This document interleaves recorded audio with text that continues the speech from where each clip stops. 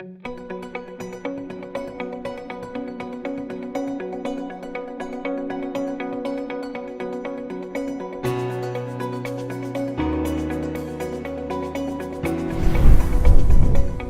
everyone. I'm George Stephanopoulos from ABC News. Our system of democracy is unique. Citizens can influence and ultimately control virtually all of our nation's policies, and for more than 200 years, it has worked.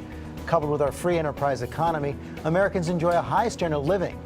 Countries all over the world have tried to copy us, and tens of millions have flocked to our shores to enjoy our benefits. In this video, we take a look at where we stand as Americans, at how Americans' health and well-being compares to other countries. We're also going to examine the choices we make that impact our health and well-being.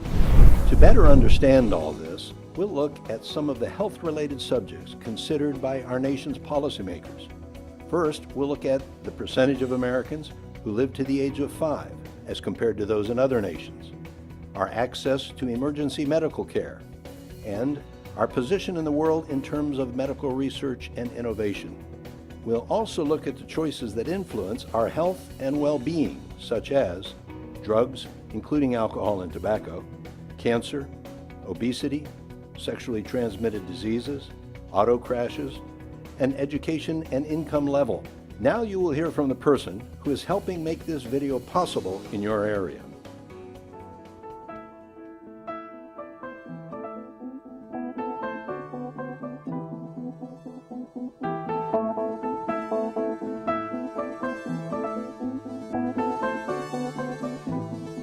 Greetings. I'm Gwen Matthews, Chief Executive Officer of Ukiah Valley Medical Center. Nestled in the heart of Mendocino County, we provide wellness and illness services to the 80,000 residents that call this incredibly beautiful and rural region home. Through our extensive system of clinics, doctors' offices, lab and imaging, health education classes, and support groups that extend way beyond acute care, we help people live younger, longer. We screen for early detection of cancer, diabetes, peripheral vascular disease, and stroke so that we can provide early intervention and treatment. We have family services from the beginning of life in our birth center throughout the lifespan to the end-of-life support we provide our patients and families as they together write that last chapter of life. We have very specialized services in emergency, critical care, imaging, rehabilitation, and our wound care center with its hyperbaric chambers, where our staff provide high-tech care. As the second largest employer in the county, I encourage you to rethink how you view career opportunities within healthcare. We partner with Mendocino College and the Ukiah Adult School to provide educational support for many of these careers. I hope that as you watch this video, you will gain a better understanding of the complexity of healthcare in our nation and the role you play in maintaining your own health and well-being through the lifestyle choices you make. Think of us when you think of rewarding opportunities for a lifetime. Don't think of us as just healthcare professionals, but think of us as a mini city where there are hospitality functions, housekeeping, materials management, IT, business office professionals, and clinical engineers that support those who directly deliver patient care. My name is Rick Bachman. I am the Chief Executive Officer of Frank R. Howard Memorial Hospital. Our hospital's nestled in the beautiful and majestic Redwoods here in Northern California.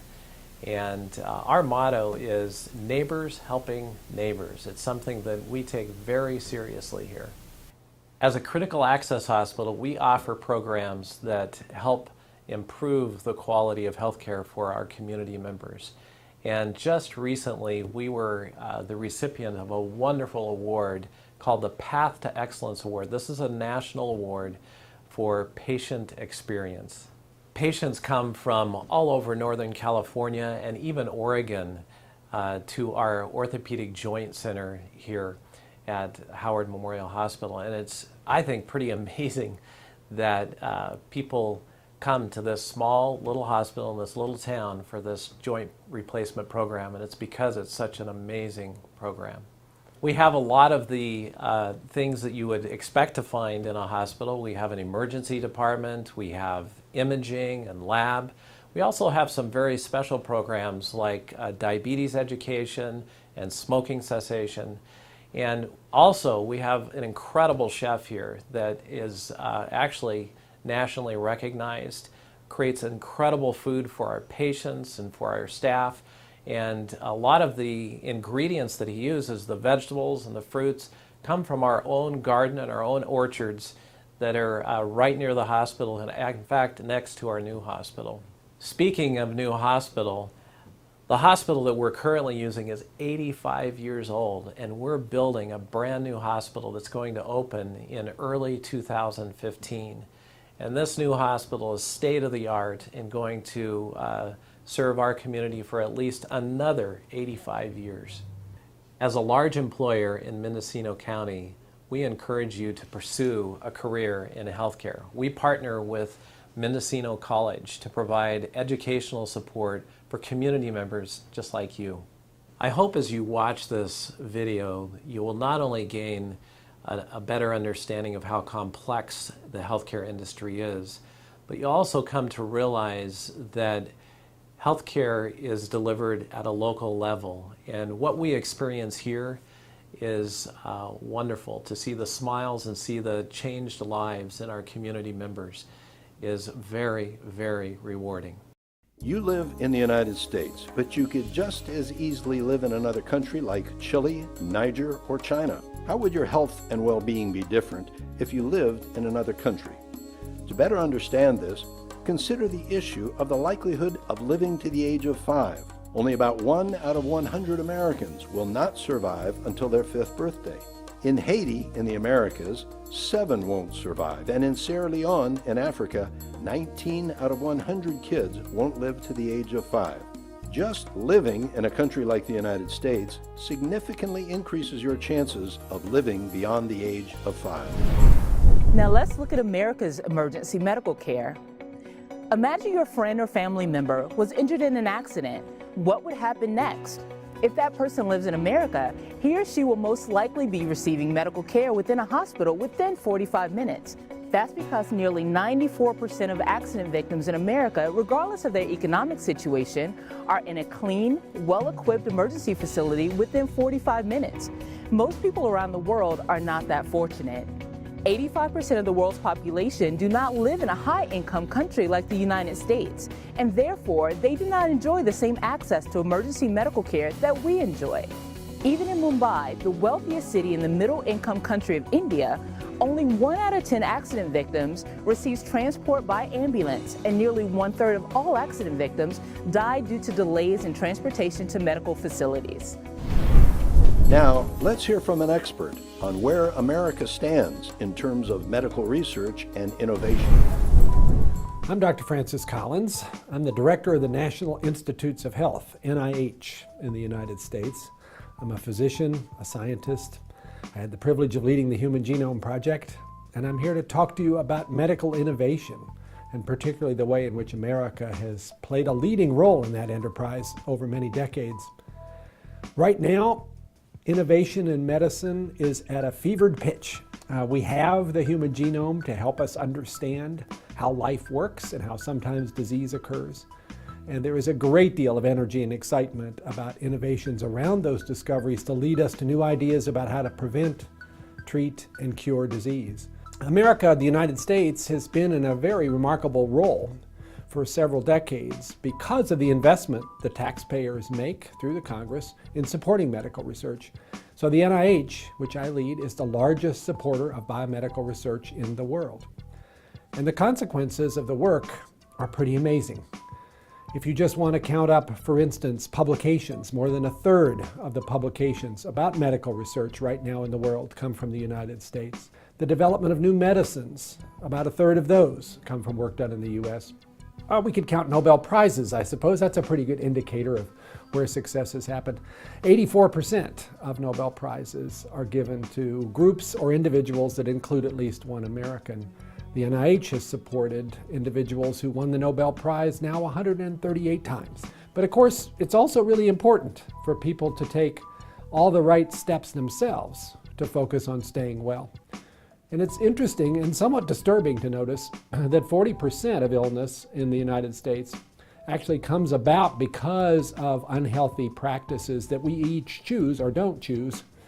So as you listen to all of the information in this segment about America's health, I hope you'll both be excited about where it's taking us, the great advances that we're on the cusp of achieving, but also it'll motivate you to make those decisions yourself about diet, about exercise, about other health practices that will keep you healthy for many decades to come.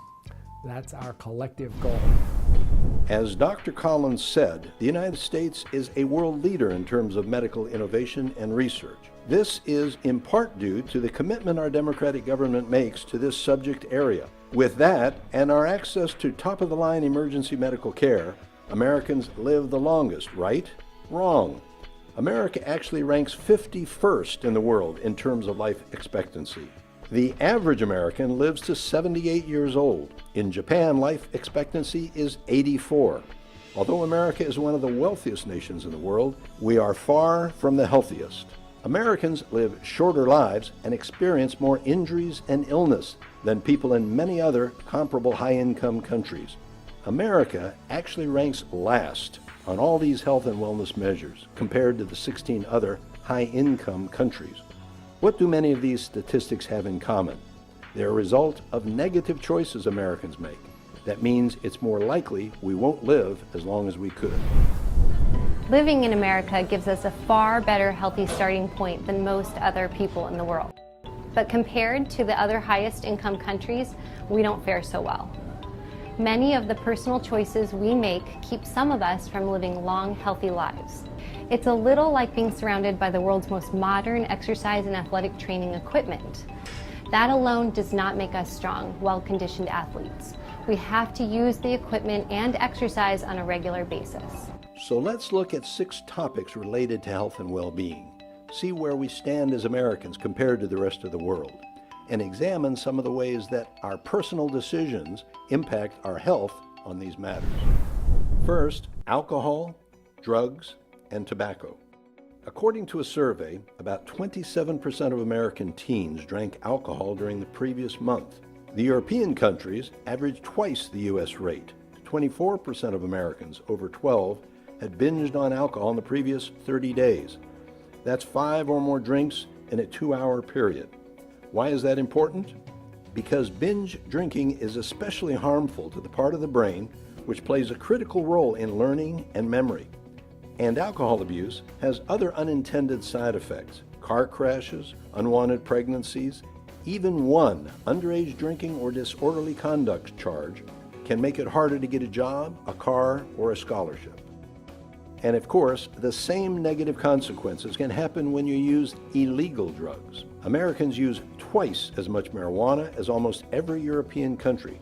But what about the drugs you find in your medicine cabinet? Prescription drug abuse is a problem in many areas of the world, but they're legal, so many people assume they're safe to use. That's not true. Among American teens, prescription and over-the-counter medicines account for most of the commonly abused illicit drugs. Many incorrectly think, if I take it from the medicine cabinet, how bad can it be? And don't realize how addictive and dangerous these medications are. A drug overdose can happen the first time you take something, and even if you take the same amount that you've taken before. It happens all the time, and it doesn't matter how healthy you are. Few realize that harmful side effects of alcohol and drug abuse can include cancer, liver disease, memory loss, depression, mental illness, heart and respiratory failure, and even death. By now, it shouldn't be news to you that smoking is bad for your health. What you may not know is that it was public policymakers who took actions that drastically reduced smoking in America, such as labeling cigarette packs and banning smoking on airplanes, among other things. Tobacco is the world's leading single cause of death.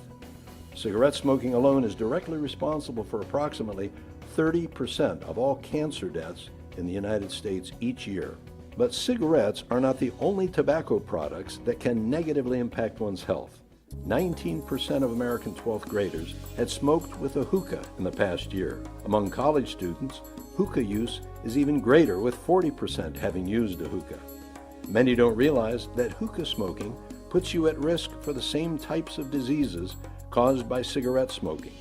According to the Centers for Disease Control, 1 hour of smoking a hookah is equivalent to smoking 100 to 200 cigarettes.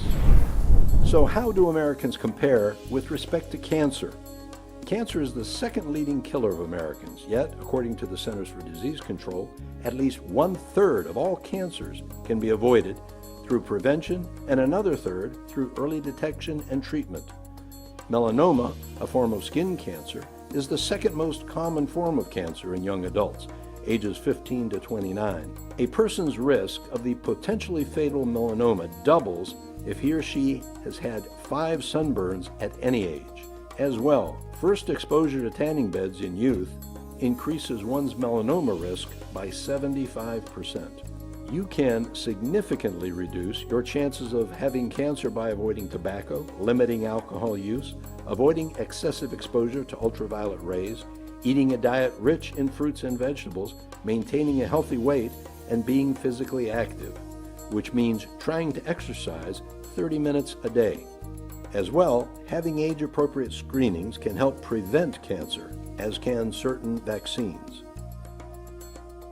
Let's compare the U.S. to other countries in terms of our death rates from cancer.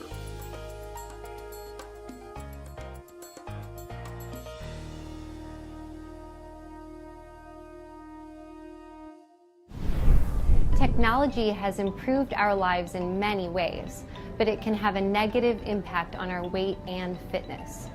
You can order things online without having to go to the store. You can play video games and even see your friends online without leaving the couch. Technology also saves time with pre-packaged and fast food, but that means that Americans are eating more calories and more food with lots of sugar and fat. All of these things impact one's waistline. It's important to remember that being obese or overweight is not just a cosmetic issue. It increases your risk of heart attack, diabetes, and some forms of cancer. In fact, severely obese people die 8 to 10 years earlier than those of normal weight. Healthy eating and exercise can decrease this risk factor. America is one of the most overweight and obese countries in the world. 34% are overweight and 32% more are obese, but fewer than 10% of Italians and French and fewer than 5% of Japanese people are obese. Okay, how do Americans compare with regard to sexually transmitted diseases, or STDs? Nationally, half of all sexually active youth will contract an STD by the age of 25. Although most STDs are treatable and not life-threatening, they are not a minor matter. They may result in other serious health problems, including infertility, birth defects, increased risks of some types of cancer, and the increased risk of the transmission of HIV.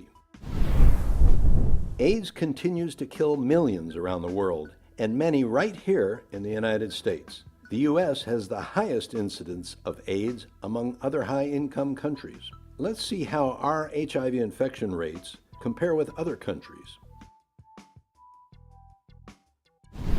Hello, I'm Officer Aubrey. You know, I see something on the roads every day that most teenagers cannot wait to get their hands on: a car. Did you realize that the United States has the highest death rate among the 17 wealthiest countries when it comes to transportation-related accidents? In 2012, over 32,000 Americans were killed in fatal highway crashes. 1/3 of those crashes involved alcohol. 16% of those crashes involved distracted drivers who were either talking on their cell phone, texting, or talking to the passengers next to them. Americans also wear their seatbelts less than people in other developed countries. For teenagers, the automobile is one of the greatest threats to their lives. But by driving carefully out there, keeping impaired people from behind the steering wheel, wearing your seatbelt, and most importantly of all, pay attention to all the traffic control devices out here. Those things will greatly reduce your chances of dying in an automobile accident. You folks drive carefully out there now. Finally, let's look at one additional topic that can literally change your life and your long-term health. As you have seen, there are a large number of different steps you and your fellow Americans can take to have a healthier life. But health experts agree that two issues, education and income level, will most impact your chances of living a long and healthy life. America has the highest poverty rate among the 17 high-income countries. If America's overall health is to improve, so must its overall education and income level for its poorest citizens, focusing them on the steps that lead them out of poverty.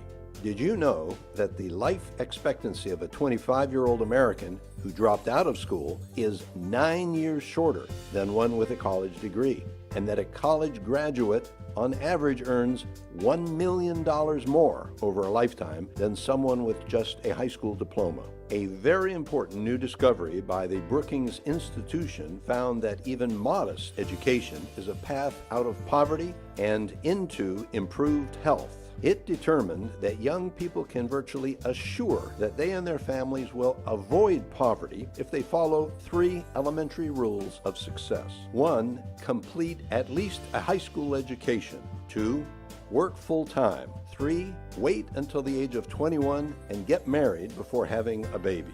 People who follow these 3 rules have only a 2% chance of living in poverty and a 72% chance of joining the middle class, defined as a family income above $55,000 per year. So, in summary, where do we Americans stand with respect to our health and well-being? On average, we are better off than the vast majority of the world's people. In fact, as an American, you have a life expectancy rate at birth that is better than 90% of the world's population. Even Americans that are among the poorest 10% of our population have a life expectancy rate that is better than 60% of the people in the world. But remember, American health is no longer the best of the best. Among the 17 wealthiest countries, America now ranks last in the areas of health previously mentioned. And unfortunately, the trend indicates that our rank in the world in terms of health will fall farther and farther. You can do your part to reverse this and make America and yourself healthier by making many of the lifestyle changes mentioned in this video.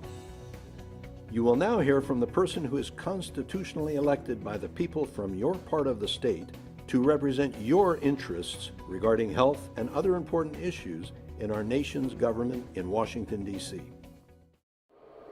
Hello, I'm Congressman Jared Huffman. I was first elected in 2012 to represent the 2nd Congressional District of California. My district stretches from the Golden Gate Bridge all the way to the Oregon border.